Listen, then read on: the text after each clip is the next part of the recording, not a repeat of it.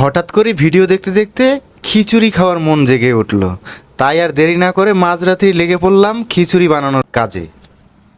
প্রথমেই কড়াইতে মহামূল্যবান তেলটা দিয়ে দিলাম, তারপরে দুখানা তেজপাতা দিয়ে দিলাম, সাথে দিয়ে দিলাম শুকনো লঙ্কা। গুনে গুনে 20-30 খানা জিরাও কিন্তু এখানে দিয়ে দিবেন, তাহলে কিন্তু ওই টেস্টটা একটু মুখে মুখে লাগবে।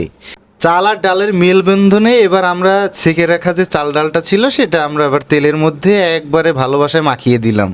মেখে মেখে এবার আমরা তাদেরকে ভালো করে মিক্স করতেছি। দেখেন আমরা মিক্স করে এর সাথে দিয়ে দিলাম স্বাদ মতো লবণ। এরপরে দেখেন আমরা চিটিয়ে দিচ্ছি হলুদের গুঁড়ো। আবার সেই ভালোবাসার হাত দিয়ে মাখামাখি, খুন্তির মাখামাখিতে এদিকে আমরা গরম জল বসিয়ে দিলাম। যারা আমার মতো একটু স্পাইসি পছন্দ করেন একটু হালকা মরিচের গুঁড়ো ছিটাই দিবেন, সাথে স্পাইসি হয়ে যাবে। এই যে এদিকে দেখেন গরম জল কিন্তু হয়ে গেছে। আমরা এবার এটা মেপে মেপে এখানে দিয়ে দিব। গরম জল দেওয়ার পর যেন হলুদের ভালোবাসাটা একবারে জেগে উঠেছে। সাথে দেখেন এই যে কিছু মরিচের খেলাধুলা দেখতে পাচ্ছি।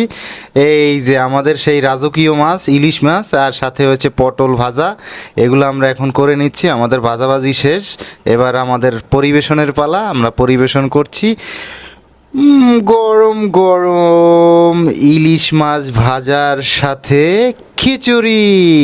তাড়াতাড়ি চলে আসুন খেতে।